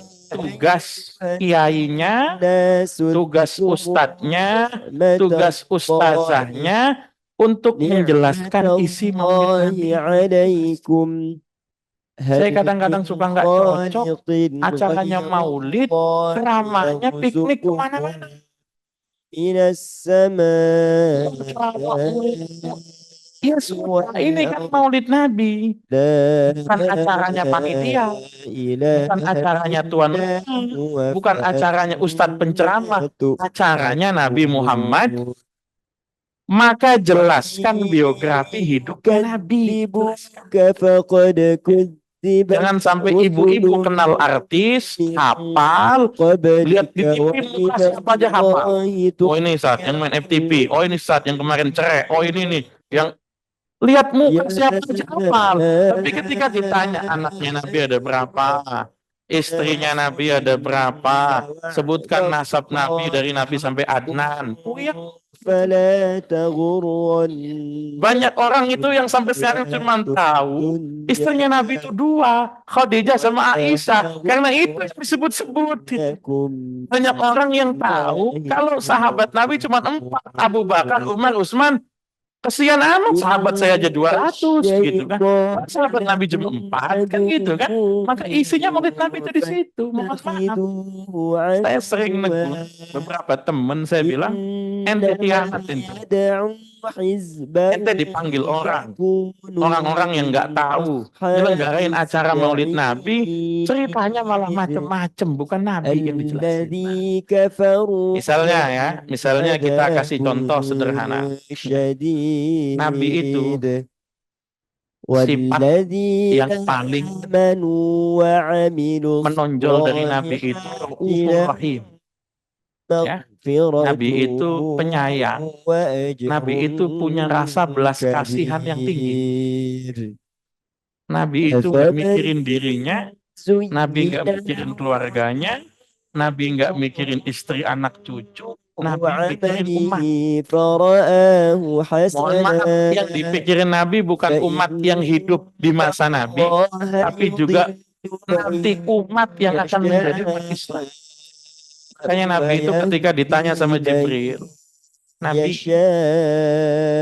itu dapat dari Allah sepertiga umatnya masuk surga. Abshir, kata Jibril, gembiralah. Gembira. Kenapa gak gembira? Jibril, kalau umatku yang masuk surga sepertiga, sisanya yang model depan saya ini di mana nanti? Itu kan bukan Nabi yang masuk surga sepertiga gitu kan? Sisanya 23%-nya. Akhirnya Nabi doa bla bla bla bla bla bla. Jibril tuh Allah naikin kurtanya sekarang separuh. Apa yang separuh Nabi kemana? Nabi doa lagi lalu kemudian apa? Turun 2/3, sisanya sampai 3/4, sisanya di neraka. Nabi sujud lama sekali lalu kemudian apa? Kata Jibril, umatmu semuanya masuk surga. Maka Makanya Nabi berani jamin ummati yadkhulunal jannah illa man aba. Kata Nabi gitu kan. Semua umatku masuk surga kecuali yang nggak mau. Kalau nggak mau ya jangan dipaksa gitu. Emang temennya banyak di neraka gitu kan. Mohon maaf, kalau nyari temen banyak kan di neraka. Kalau surga mah ada sepi gitu ya. Kalau neraka mah banyak temennya gitu kan. Ada yang nanya sama Nabi, Nabi orang yang nggak mau masuk surga itu siapa? Nabi bilang, man ata'ani dakhalal jannah wa man asani faqad aba. Yang taat perintah masuk surga. Yang misalnya maksiat, dia berarti nggak pengen masuk surga. Makanya disebut dalam surat Ad-Duha itu, wala saufa yu'tika rabbuka, Allah akan memberimu nikmat sampai engkau puas, kata Allah. Dan yang bikin Nabi puas itu adalah yang bikin Nabi puas itu adalah kalau seluruh umatnya masuk surga. Itu yang bikin puas. Yang kedua, misalnya kita lihat bagaimana sikap sayangnya Nabi pada umat. Nabi itu mohon maaf, jangankan sesuatu yang menurut kita afdol, sesuatu yang menurut kita nggak afdol saja, sesuatu yang menurut kita nggak afdol saja, itu jadi syariat buat kita. Saya kasih contoh. Nabi pernah bangun kesiangan, bangun kesiangan. Nabi kemudian qadha sholat subuh berjamaah. Pernah. Nabi bangunin Bilal, Bilal bangun. Loh, itu di perjalanan. Nabi, ini kok kita udah ini. Ya enggak jam 8. Hadisnya enggak ada jam 8 enggak. Cuman matahari udah tinggi. Anggaplah kira-kira jam 8 ya, Bu. Anggaplah kira-kira. Ini gimana nanti? Sudah, Bilal azan, sahabat bangun. Nabi, gimana? Sudah tinggi. Wudu, sholat, subuh berjamaah, qadha. Menurut ibu-ibu, qadha itu cakep apa enggak? Qadha itu cakep apa enggak? Kok susah amat jawabnya, Bu? Kayak enggak pernah qadha aja gitu kan. Qadha itu cakep apa enggak? Enggak. Tapi mohon maaf, kalau Nabi enggak pernah qadha, kita umatnya kalau qadha niru siapa nanti? Nabi itu dibikin sama Allah ketiduran, dibikin Nabi itu qadha supaya umatnya ketika ketiduran bangun siang, qadha ada petunjuknya, ada. Wah, ente kok bangun jam segini nih? Iya, capek sekali. Sholat subuhnya gimana? Qadha lah. Lah kok qadha? Orang Nabi aja qadha, kan gitu. Tapi ingat, Nabi qadhanya satu kali. Nah. Saya kasih contoh lagi. Menurut Ibu, kira-kira cerai itu bagus atau tidak? Enggak bagus ya. Cerai itu. Nabi pernah cerai apa enggak? Pernah. Nabi pernah cerai. Gara-gara apa? Gara-gara istri barunya Rasul nyari saran pada istri tua. Salah. Bini muda kok konsul sama bini tua. Ya habis. Ada namanya Amrah binti Al-Jun. Ya. Lalu kemudian datang pada Aisyah, kenalan. Saya istri barunya Nabi. Aisyah udah kesel, ini yang datang ini ya. Lalu kemudian saya minta saran dong, kira-kira kalau nanti Nabi datang, apa yang harus saya lakukan? Oh, cocok ini.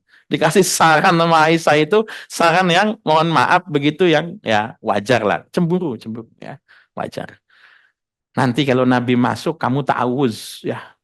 Kalau Nabi masuk, a'udzubillahi minka. Aku mohon perlindungan Allah darimu, gitu kan. Waduh.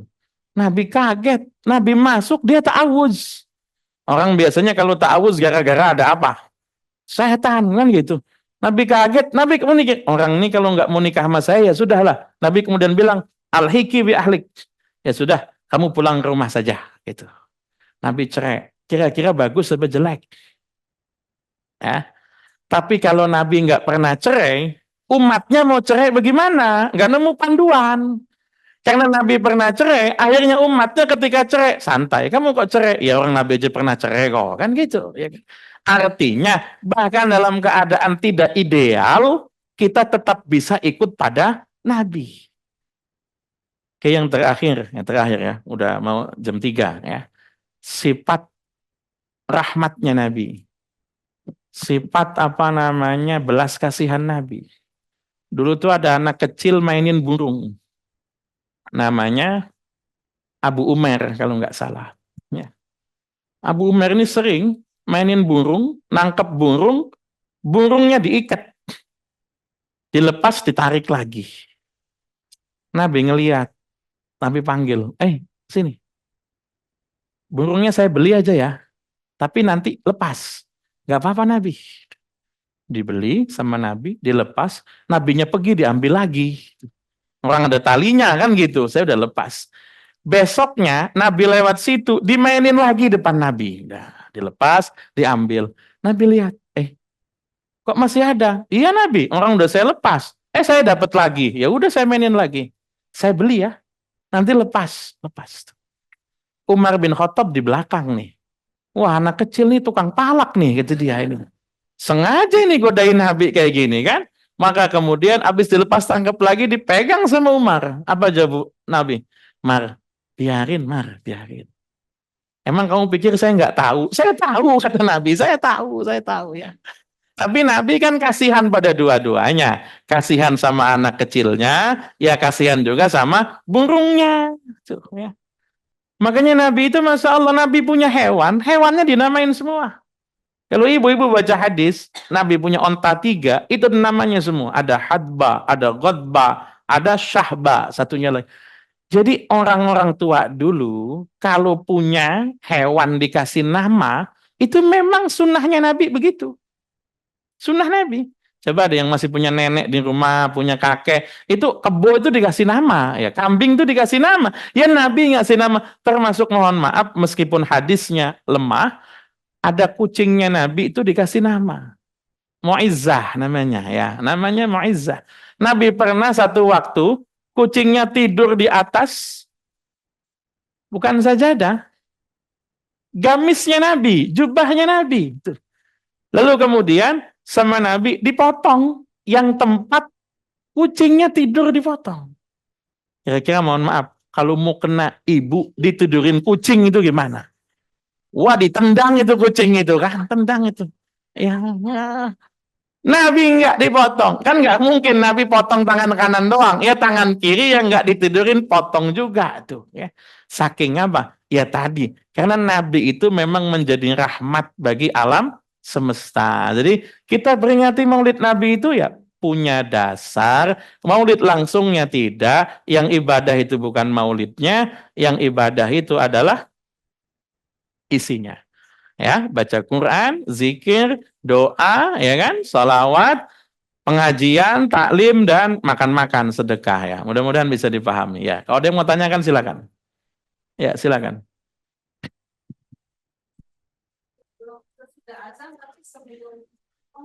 Ya. Kita bukan dua-duanya, yaitu tahiyatul masjid dan mana yang saya harus prioritaskan sementara waktunya tinggal sedikit Pak Ustaz. Kalau waktunya dapat, dua-duanya tahiyatul masjid dulu. Baru qobliyah. Baru qobliyah. Kalau waktunya nggak dapat, sholat 2 rakaat dengan niat tahiyatul masjid dan qobliyah sekaligus. Oh, boleh digabung? Boleh, niatnya boleh digabung. Boleh, sholat 1 kali dengan niat 2 kali. Sah niatnya. Pahalanya gimana? Urusan panitia kalau pahala ya. Tapi secara ibadah itu sah. Sama misalnya mohon maaf, ibu punya hutang puasa Ramadan. Ibu ganti di hari Kamis. Niatnya ganti puasa Ramadan sekaligus puasa Kamis. Itu boleh, nggak apa-apa ya. Untuk niatnya apa Pak Ustadz? Gimana? Untuk niatnya digabungnya gimana? Ya nggak masalah. Usolli sunnata tahiyatal masjidi ya. Wa qabliyatas subhi rakaataini, nggak ada masalah niat. Niat tidak harus bahasa Arab, niat dalam hati pakai bahasa Indonesia nggak apa-apa. Baik, makasih Pak. Ya silakan Bu. Siap. Assalamualaikum warahmatullahi wabarakatuh. Assalamualaikum warahmatullahi wabarakatuh. Pak Ustadz, saya menanyakan, ketika kita sahur, sahur sunat ya, mau saum sunat. Begitu kita selesai makan baru minum azan. Itu gimana hukumnya? Puasa diterusin atau bagaimana? Kita udah minum, Udah makan, terus minum dengar azan, sedang minum. sedang minum dengar azan. Iya. Oke, baik. Tapi sudah sesuai dengan waktunya azannya. Yang jadi masalah tuh begini, Bu. Jam di masjid itu kadang-kadang tidak presisi, itu masalah. Ada jam yang kecepatan, ada jam yang kelambatan. Ibu tinggal bandingkan dengan HP saja. Ibu punya aplikasi Muslim Pro misalnya, atau lihat di Google aja. Waktu subuh Kota Tangerang. Tampilkan nanti, misalnya waktu subuh Kota Tangerang 4.32, di jam baru 4.30, di masjid azan, ibu lanjut sampai 4.32 masih boleh. Karena azan itu penanda saja. Tapi kalau sudah tepat, memang sudah waktunya, memang sahurnya yang kesiangan, ya begitu azan berhenti, begitu ya. Mudah-mudahan bisa dipahami. Ada orang yang kemudian memahami, ini pendapat mohon maaf lemah.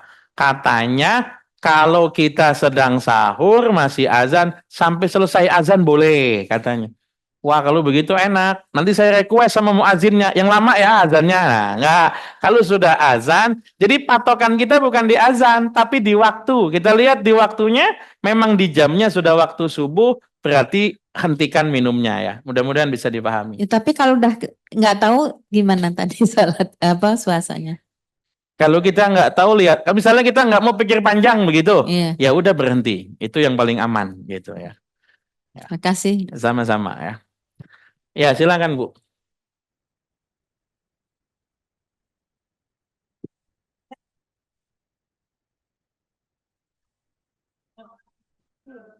Awabin. Nah,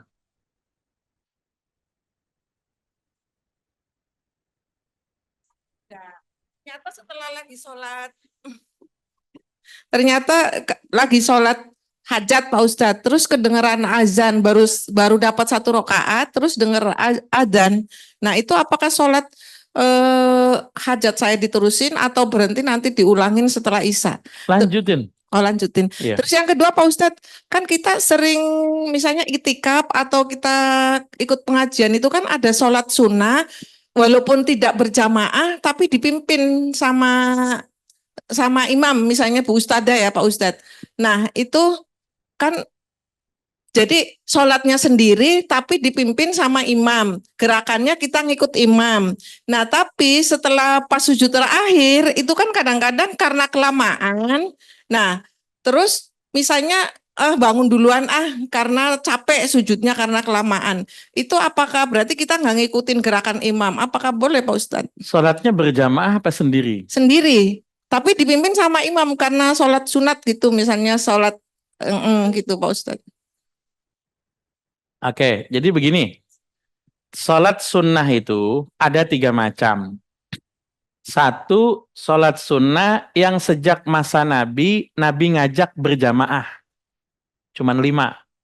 Idul Fitri, Idul Adha, gerhana bulan, gerhana matahari, sholat istisqa. 5 itu. Dari masa Nabi ngajak berjamaah. Ya. Ada sholat sunnah, Nabi tidak ngajak berjamaah, tapi sahabat ikut Nabi. Nabinya nggak ngajak, tapi sahabat ikut. Contoh sholat tarawih, contoh sholat witir. Nabi nggak ngajak loh, tapi sahabat ikut bermakmum pada Nabi. Itu juga sampai sekarang kita lakukan berjamaah. Meskipun Nabi zaman dulu nggak ngajak. Yang ketiga, sholat sunnah yang memang Nabi nggak ngajak jamaah dan sahabat juga nggak ikut makmum sama Nabi. Qobliyah, ba'diyah, tahiyatul masjid, duha misalnya, sholat tasbih termasuk itu memang zaman dulu ya Nabi sholat sendirian dan sahabat tidak ikut pada Nabi. Misalnya sholat yang dulu tidak berjamaah, sekarang kita jadikan jamaah boleh atau tidak? Boleh, sah, tapi tidak dirutinkan. Tidak. Sesekali, jangan dibikin tiap hari sholat tasbih berjamaah ya. Jadi seandainya tasbih mau berjamaah, monggo, silakan, sah. Tapi tidak ada sunnah berjamaahnya, tidak ada. Seandainya berjamaah sah, tapi tidak dirutinkan. Tapi kalau memang sejak dari awal niatnya sendiri-sendiri, tidak niat bermakmum, imamnya sudah masih baca tasbih, kita sudah selesai, ya kita bangun nggak apa-apa. Memang dari awal tidak niat makmum, kan gitu ya, nggak masalah ya. Mudah-mudahan bisa dipahami ya.